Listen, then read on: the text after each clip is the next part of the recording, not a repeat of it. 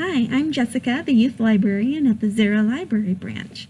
This is First Chapter Fridays, where we read the first chapter of a great book for kids. I'm reading The Girl Who Drank the Moon by Kelly Barnhill. It fits into the Kids Read profile, Magic, Dragons, and Swords.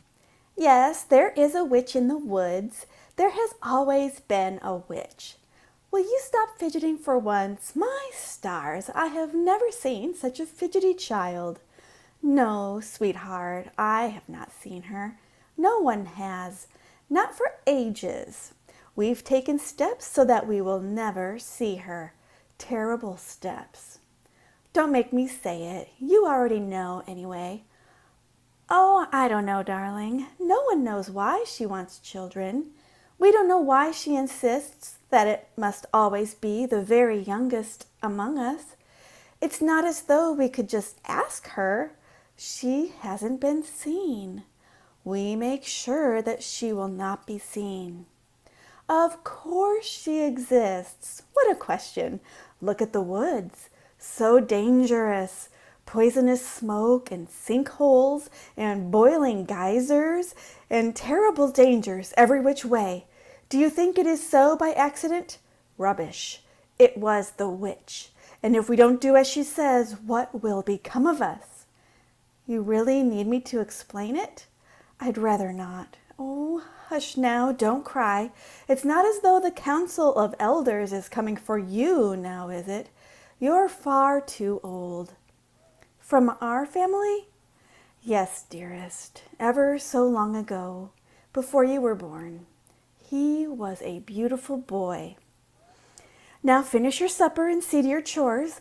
We'll all be up early tomorrow. The day of sacrifice waits for no one, and we must all be present to thank the child who will save us for one more year. Your brother?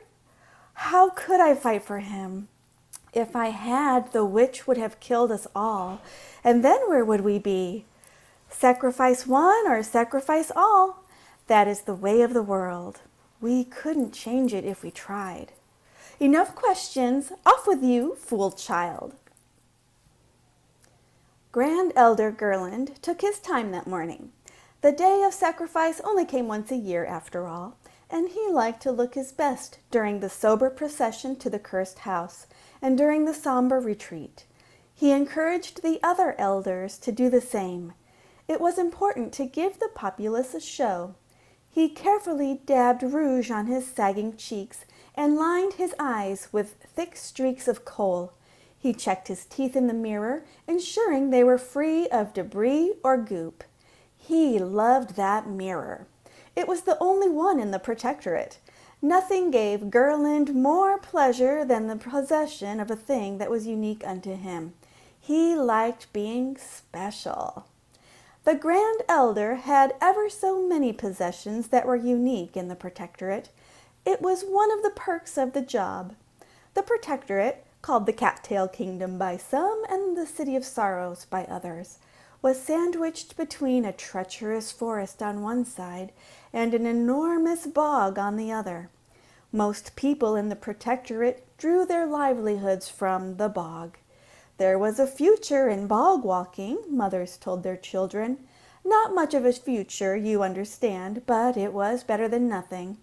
The bog was full of zerin shoots in the spring and zerin flowers in the summer and zerin bulbs in the fall, in addition to a wide array of medicinal and borderline magical plants that could be harvested, prepared, treated, and sold to the traders from the other side of the forest, who in turn transported the fruits of the bog to the free cities far away. The forest itself was terribly dangerous and navigable only by the road, and the elders owned the road, which is to say that Grand Elder Gerland owned the road, and the other elders had their cut. The elders owned the bog too, and the orchards, and the houses, and the market squares, even the garden plots. This was why the families of the protectorate made their shoes out of reeds. This was why, in lean times, they fed their children the thick, rich broth of the bog, hoping that the bog would make them strong. This was why the elders in their families grew big and strong and rosy-cheeked on beef and butter and beer. The door knocked. "Enter," Grand Elder Gerland mumbled as he adjusted the drape of his robe. It was Antain, his nephew, an elder in training, but only because Gerland, in a moment of weakness, had promised the ridiculous boy's more ridiculous mother. But that was unkind. Antain was a nice enough young man, nearly 13. He was a hard worker and a quick study. He was good with numbers and clever with his hands, and could build a comfortable bench for a tired elder as quick as breathing. And, despite himself, Gerland had developed an inexplicable and growing fondness for the boy. But Antain had big ideas, grand notions, and questions.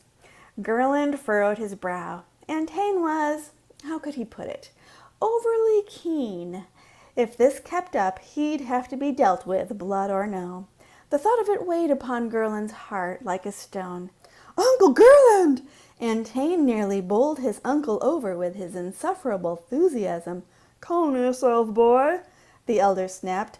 "This is a solemn occasion." The boy calmed visibly, his eager, dog-like face tilted toward the ground. Gerland resisted the urge to pat him gently on the head.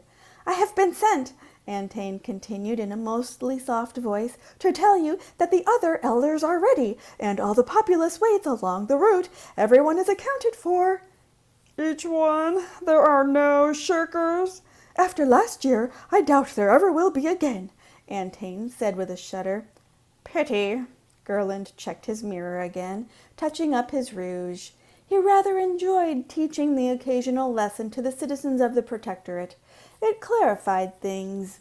He tapped the sagging folds under his chin and frowned. "Well, nephew," he said with an artful swish of his robes, one that had taken him over a decade to perfect, "let us be off. That baby isn't going to sacrifice itself after all." And he flowed into the street with Antain stumbling at his heels.